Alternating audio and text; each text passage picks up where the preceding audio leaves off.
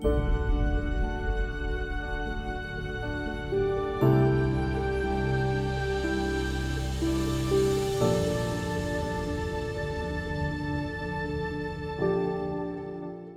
problem is that you get in the way.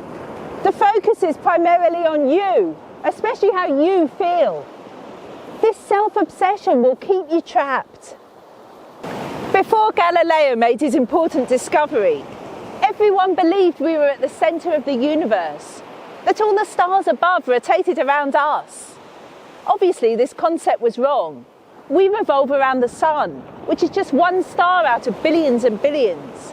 We're not even in the centre of the Milky Way galaxy, let alone the universe. In a similar sense, people are conditioned into believing that the self-orientated psychology is correct. Whereas this mindset is an option, a choice, there's a much better alternative. It's the more mature perspective of one for all for one, in which the individual is correctly seen in context as part of the whole. This alternative involves a massive change of emphasis. You now see that the normal psychology is flawed. As you can see, I'm out of the studio again, on a beach on the west coast of Scotland.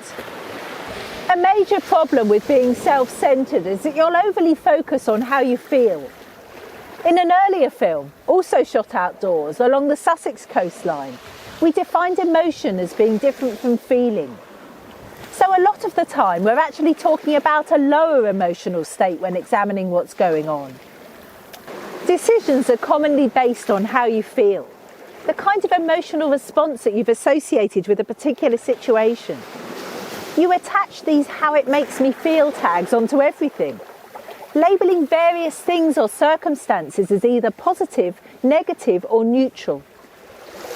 You gradually build up a picture of life that's dependent on past experience, closely tied in with pleasure at one end and pain and anxiety at the other.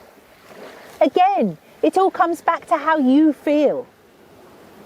Billions of people, all stuck in the same basic mindset of selfishness, add up to a powerful influence on behaviour. We're back to monkey do what monkey see. You're conditioned by others into thinking that how you feel is all important. You're hoodwinked into believing the myth that you can somehow feel great while simultaneously leading an average life, excelling at nothing. A lot of the time you cope, perhaps getting through the days doing some boring job until the next weekend or holiday comes about. You indulge in one distraction or another, often at a price, expecting or hoping to feel wonderful. And when you're not feeling happy, there's always something or someone else to blame. There's going to be a disconnect between how you'd ideally like to feel and how you actually feel. This is the inevitable conclusion of a fundamentally dysfunctional psychology. How you feel, or how you're desperately trying to feel, is often little more than a poor substitute for genuine fulfillment, love and worthiness. You find yourself in an endless cycle of ups and downs. When you get what you want, there's a lift, a buzz, an up.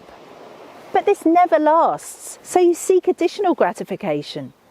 And when you don't get what you want, you experience one or more negative emotions, a bummer or a down. Some flip from feeling like they're on top of the world to then experiencing an emotional crash, sometimes within a short time frame.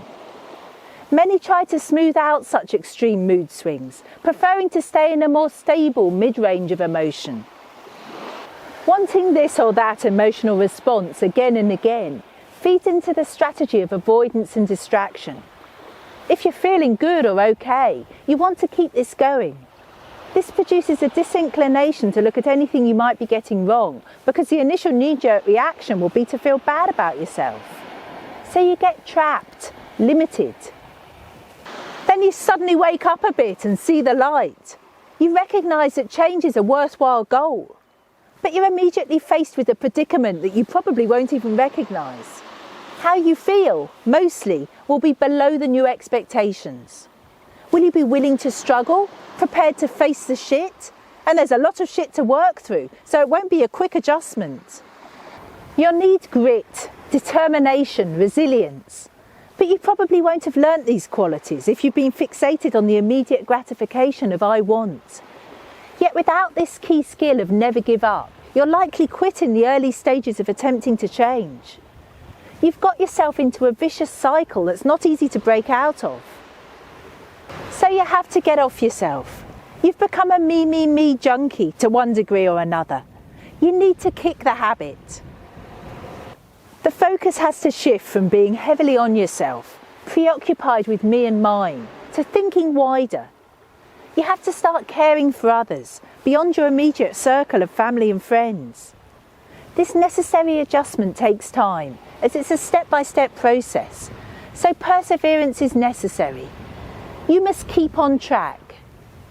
Some offer advice that you should listen to your intuition, that you should trust your feelings. But what exactly does this mean? And which particular feelings or emotions are they referring to?